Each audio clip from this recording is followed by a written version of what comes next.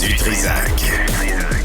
Okay, Et tout ce qui est en jaune, c'est les commerces du quartier. On commence entre eux. OK. Ouais. De retour. Yann Kaltis est avec nous. C'est comme ça que ça se dit? Oui. Parfait, merci. Est-ce que j'ai une étoile dans ma marche? Oui, ça commence bien. Madame Yann Kaltis, vous êtes du coin de Montréal et il y a le quartier de l'école Saint-Enfant-Jésus. Et là, on apprend qu'il y a la place école Saint-Enfant-Jésus et on va fermer la rue Coloniale. Puis les gens qui nous écoutent se disent « Ah, le plateau Mont-Royal, vous êtes fatigants avec ça. » Mais je pense que c'est représentatif de la façon qu'on n'écoute pas les citoyens à Montréal. La mairesse, c'est Cathy Wong. Elle est de l'arrondissement Plateau-Mont-Royal. C'est la mairesse. Projet Saccageons Montréal domine dans ce coin-là. Exact. Ça vous fait rire, hein? Oui. Oui, parce que là, expliquez-nous, c'est quoi le projet puis qu'on veut imposer au plus sacrant, là? Oui. Donc, le projet, c'est... Approchez-vous un petit peu. Donc, le projet, c'est vraiment ce qu'ils appelle une place-école. On n'est pas très habitué à ce terme-là, parce que d'habitude, si on parle de rue-école.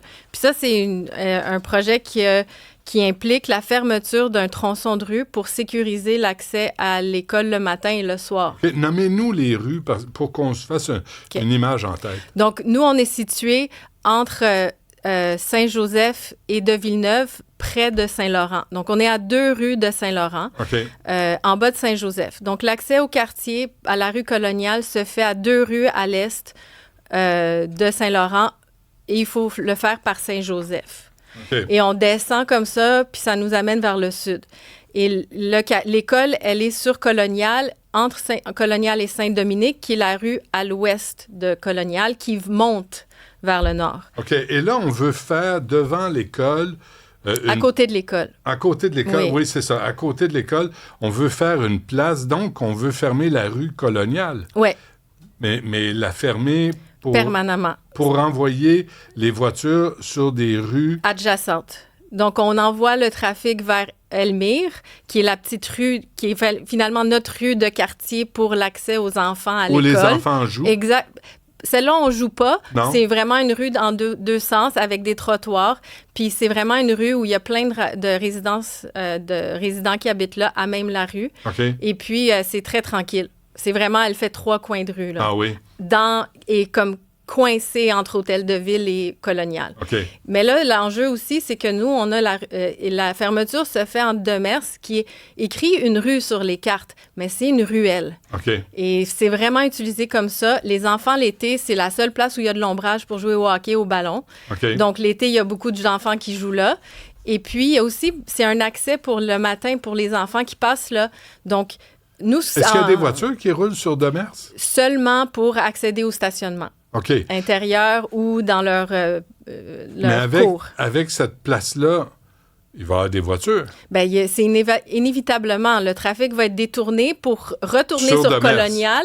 Il va être détourné par Demers et Villeneuve, dépendant de qui se rend là, comment. Donc, cette rue-là, qui était essentiellement une ruelle, devient maintenant une rue qui va être utilisée par le trafic. Bon, Mme Yann Kaltis, là, ce projet-là, j'imagine, vous, les résidents, vous avez été attentivement consultés? Zéro. Mais pourtant, Projet Montréal est proche du peuple. Vous êtes le peuple. Oui. Comment ça fait que vous n'avez pas été consultés, vous autres, le peuple? Bien, on a été informés. Ah, OK. Ça, c'est pas pareil. C'est pas pareil. On a reçu une lettre d'information le 29 avril pour nous inviter à une session d'information dans l'école qui nous présentait le projet comme un fait accompli. Et dans les questions qu'on leur a demandées au niveau de consultation, ben, il y avait une belle page dans leur présentation qui montrait consultation et c'était les élèves de première année du primaire et 5e et 6e année. Ils ont consulté les élèves. Exactement. S'ils voulaient une place école dans leur quartier. OK. Et ça, c'est la consultation de Projet Montréal avec Cathy Wong. Exactement. Et vous avez demandé de l'information aussi. Oui. Racontez-nous comment ça s'est passé. Donc, durant la session d'information, on a demandé accès aux informations. Par la suite, le soir même, il y a des gens qui ont commencé à envoyer des lettres à la ville, à la mairesse ou à l'arrondissement pour avoir accès à l'information sur le projet. À Cathy Wong. À Cathy Wong et son équipe, à son arrondissement. On a reçu une lettre qui nous envoyait à la requête, comment on appelle ça? Il y a un terme, là. Au service d'accès à l'information. Puis ça, s'il y a des délais qui arrivent là-dedans, là, c'est pas... Attendez, vous êtes des citoyens, des résidents, vous dites, on veut avoir des détails de votre projet, puis on vous dit non, vous devez faire une demande d'accès à l'information. Exactement. Et ça, ils en ont pour des mois, là, avant de vous répondre. Ouais. Le chantier va être fini. Bien, c'est ça. Donc, nous... c'est la transparence. Ça, c'est la transparence de notre arrondissement, oui. Et puis... tout ce qu'on se fait dire, c'est un projet temporaire, c'est un projet pour vous, c'est pour les enfants, on protège les enfants. Nous, on n'est pas contre les enfants. Nous, on est pour la sécurité des enfants, mais aussi des résidents. Parce que nous, ce qu'on voit avec l'impact de ce projet-là, qu'on voit déjà les répercussions, parce qu'ils ont déjà commencé à fermer, la rue est déjà fermée. Ah, c'est vrai? Les tables ont commencé à être installées. Il a installé des tables de pique-nique déjà. Ils ont bloqué l'accès avec des blocs et des pots de fleurs qui... Juste à les regarder, il n'y a pas un service de sécurité qui va passer, un camion d'incendie qui va passer là-dedans. Mais ça, c'est l'autre question. Ça, c'est l'autre question. Ah oui, hein? Et on n'a pas eu de réponse à propos de ça. Wow. Il y a le programme Green Communities Canada du fédéral là, qui envoie de l'argent dans l'aménagement. De ces projets-là, oui. Ouais. Donc ça, c'est dans le... Nous, on a fait nos propres recherches en attendant d'avoir accès à de l'information. Ah, vous n'avez toujours pas eu? On les a reçus hier. Finalement, on a reçu un package de documents qu'on est en train de reviser. Ah oui, qu'on vous a sacré par la tête. Exact, le 25 mai. OK. Et là, nous, nos recherches préliminaires, ils ont démontré que, c'est ça, Green Community Works est financé par l'initiative des rues-écoles qui est financée par la Santé publique du Canada dans un fonds spécial pour les communautés et la santé publique. Ils ont reçu 122 500 $ pour les projets de rue-école dans notre quartier. Okay. Et ça, on a fait des démarches pour savoir comment ça se fait, dans quelle modalité, pourquoi il y a une urgence de faire installer une rue-école sans consultation, est-ce qu'il y a des modalités? Puis tout ce qu'on a trouvé, c'est qu'il y a des encadrements qui sont proposés de consulter la communauté, qu'il va y avoir ce qu'on dit en anglais un buy-in, une adoption il faut avoir comme une acceptation sociale de la communauté. Puis, on voit que c'est pas... on n'a pas de preuve de consultation, on a la preuve du contraire. Mais est-ce que c'était nécessaire, Mme Yann Kaltis, de faire une place école? Est-ce que les voitures roulaient trop vite sur Colonial? Est-ce qu'ils mettaient en danger la sécurité des enfants et des résidents? Nous, ce qu'on voit, c'est que de base, on n'a pas la signalisation ni le marquage au sol de base pour une école. D'abord et avant tout. Okay. Donc, si on va pas commencer à s'aventurer de si et quoi, là. Ouais. Déjà, la base n'est pas là. Est-ce qu'il y avait des dos d'âne sur la rue? Des dos d'âne qu'on appelle les petites buttes, là, qui sont pas identifiées. Oui. En plus? En plus. OK. Il y a la pancarte qui est cachée derrière l'arbre, mais elle n'est pas peinturée. Il n'y a pas de ligne. On s'entend, c'est une école, il y a 3 accès. Le coin de rue de Merce Colonial, pour accéder à l'école, il y a 3 passages piétons. Aucun est marqué, aucun est identifié. Il y a même pas au sol. Il n'y a pas de marquage au sol. Et non seulement, il n'y a même pas de pancarte pour dire que c'est un passage piéton. Les résidents du quartier ont demandé un stop qui a pris presque 1 an à être mis en place. OK. Fait qu'au lieu de s'occuper de la signalisation à la base, pour indiquer qu'il y a un passage piéton... On met une place école. On n'est pas contre le projet. Nous, ce qu'on pense, c'est dans je représente la communauté qui a signé la pétition et qu'on a envoyé le 4 mai à la mairesse avant même le conseil d'arrondissement qu'on s'est pointé pour leur dire on a une pétition contre votre projet. Contre le projet comme tel, comme il est présenté. Puis nous, ce qu'on veut, c'est que ça soit correctement évalué, puis que les besoins soient correctement évalués. Parce que quand on parle aux résidents, quand j'ai parlé aux résidents dans le quartier, à travers tout le projet de mobilisation qu'on a fait, les résidents, là, ils disent, moi, j'aime pas le trafic. Il y a du trafic trop rapide. Mais il n'y a rien qui est fait pour ça. Ouais. Si on regarde les choses de base, là, des panneaux, des dodanes identifiés, des vrais, pas des petites buttes avec qui sont improvisées. Excusez-moi, mais c'est un peu l'approche de Projet Montréal depuis le début.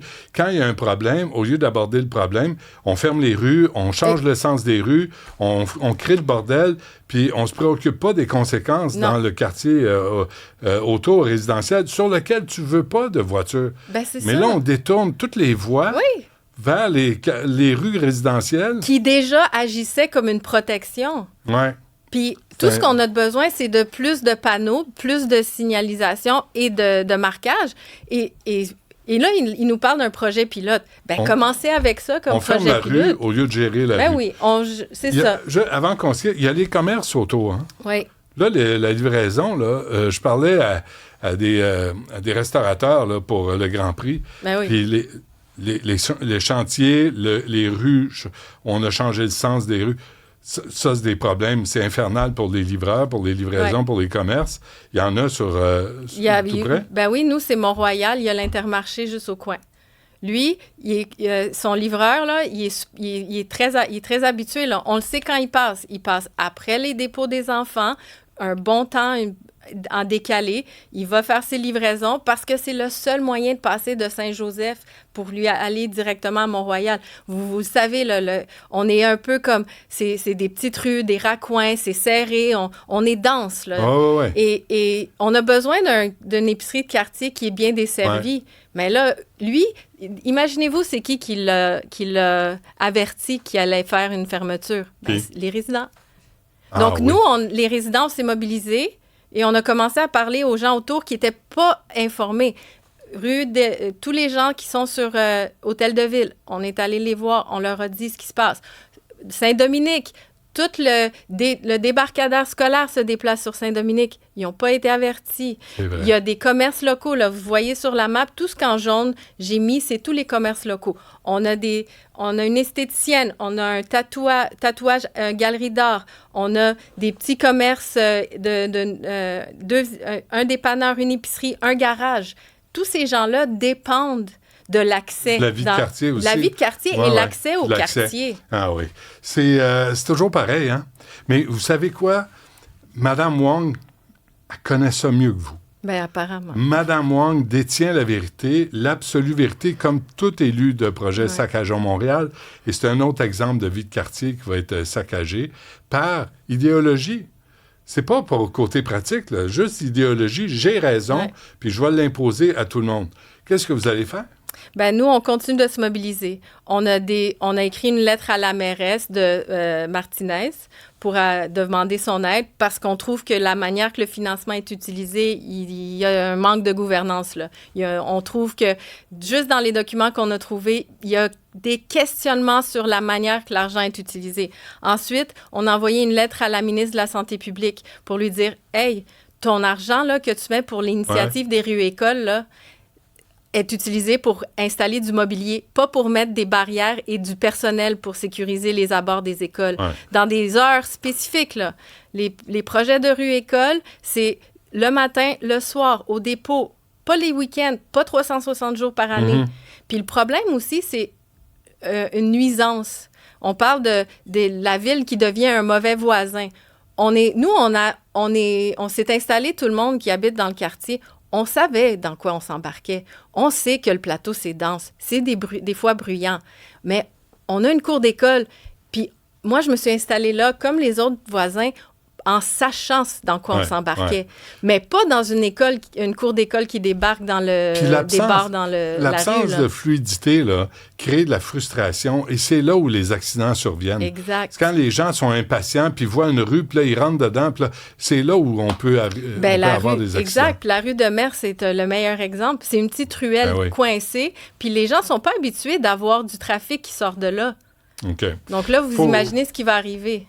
Dorota Yann Kaltis, instigatrice et représentante de la pétition citoyenne.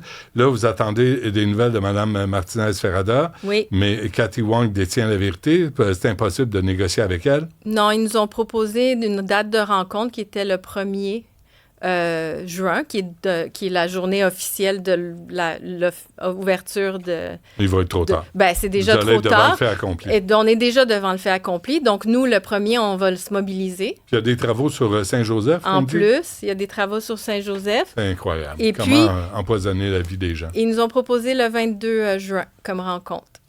Ça, c'est rire du monde. Ben hein? oui, ça... c'est pas ça, la démocratie. Hein? C'est pas ça, pantoute.